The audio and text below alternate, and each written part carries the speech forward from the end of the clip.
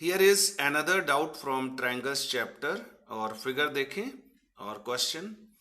AD is the altitude on isosceles triangle ABC in which AB is equal to AC.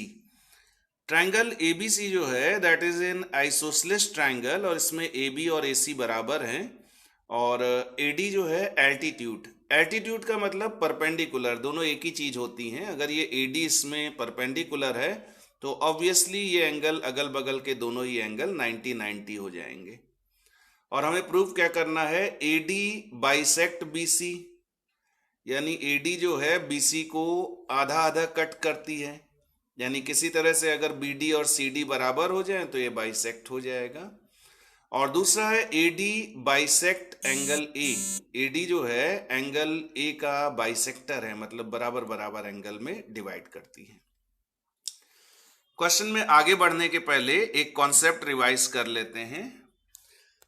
What is RHS congruency? अगर कोई दो triangles दिए हुए हैं और दोनों ट्राइंगल में राइट एंगल के बराबर है और एक ट्राइंगल का हाइपोटेन्यूज दूसरे के हाइपोटेन्यूज के बराबर है और कोई भी एक साइड पहले वाले ट्राइंगल की दूसरे ट्राइंगल की एक साइड के बराबर है, तो दोनों ट्राइंगल जो हैं RHS कॉन्ग्रुएंसी से कॉन्ग्रुएंट प्रूव हो जाते हैं. इसके बाद हम लोग क्वेश्चन में आते हैं. सबसे पहले फिगर को ड्रॉ कर लेते हैं. हियर इज ट्राइंगल ABC, ठीक है. और AD जो है इस पर यहां से एक परपेंडिकुलर गिराया गया और परपेंडिकुलर एल्टीट्यूड एक ही चीज होता है और बोलते ही एक चीज मन में बैठा लें, एंगल ADC भी 90 होगा और एंगल ADB भी 90 होगा क्योंकि ये एल्टीट्यूड है, ठीक है. और हमें प्रूव करना है कि AD जो है BC को बाइसेक्ट करेगा और एंगल A को भी बाइसेक्ट करेगा, ठीक है. क्वेश्चन को स्टार्ट करते हैं. प्रूफ. दो ट्राइंगल्स लेते हैं, इधर वाला ट्राइंगल ABD और इधर वाला ACD. इन दोनों ट्राइंगल्स में क्या क्या चीजें बराबर हैं?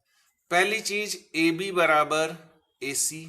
क्यों भाई? क्वेश्चन में गिवन है, क्वेश्चन में दे रखा है तो AB बराबर AC, दैट इज गिवन. दूसरी चीज एंगल ADB जो है एंगल ADC के बराबर. क्यों बराबर? Because AD is the altitude, question में गिवन है, तो अगर एल्टीट्यूड है तो यहां पर 90-90 होगा, तो यहां पर लिख ली. दूसरी चीज angle ADB is equal to angle ADC each 90 degree. तीसरी चीज भाई, अगर इस ट्राइंगल को हम लोग यहां AD से ऐसे चाकू चला दें तो ये जो बड़ा वाला ट्राइंगल है दो हिस्सों में डिवाइड हो जाएगा, ट्राइंगल ABD इधर और ट्राइंगल ACD इधर. और ये जो AD साइड है ये दोनों में चली जाएगी, इधर वाले ट्राइंगल में भी आ जाएगी, इधर भी आ जाएगी. AD साइड जो है दैट इज कॉमन. ऐसे समझें कि जैसे कोई दो कमरे बने हुए हैं और दो कमरे अगल बगल जुड़े हुए हैं, तो उनमें जो बीच की दीवार होती है वो दोनों कमरों में इंक्लूडेड होती है, दैट इज कॉमन. तो उसी तरह से जो AD साइड है दोनों ट्राइंगल में ABD में भी इंक्लूडेड है, ACD में भी इंक्लूडेड है. तो यहां से हमारा तीसरा पॉइंट आएगा AD बराबर AD, दैट इज कॉमन. तो तीन चीजें हो गई. अब देखें, राइट एंगल के बराबर, हाइपोटेन्यूज के बराबर और एक साइड AD दूसरे ट्राइंगल की एक साइड AD के बराबर. तो ट्राइंगल ABD और ट्राइंगल ADC जो हैं दे विल बी कॉन्ग्रुएंट. और कॉन्ग्रुएंसी कौन सी लगी? That is by RHS congruency. This is by RHS congruency. और कॉन्ग्रुएंट होने के बाद बाई द CPCT AD और CD आपस में बराबर हो गए. CPCT that is corresponding parts of congruent triangle. तो ये पहला पार्ट हमारा प्रूव हो गया.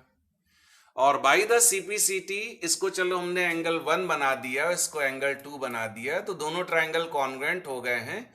तो CPCT से एंगल 1 और एंगल 2 भी बराबर हो गए.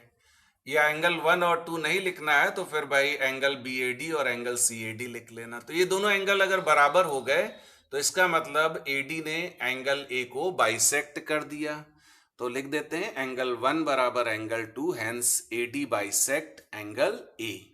और ये दोनों चीजें हमारी प्रूव हो चुकी हैं। Question is completed.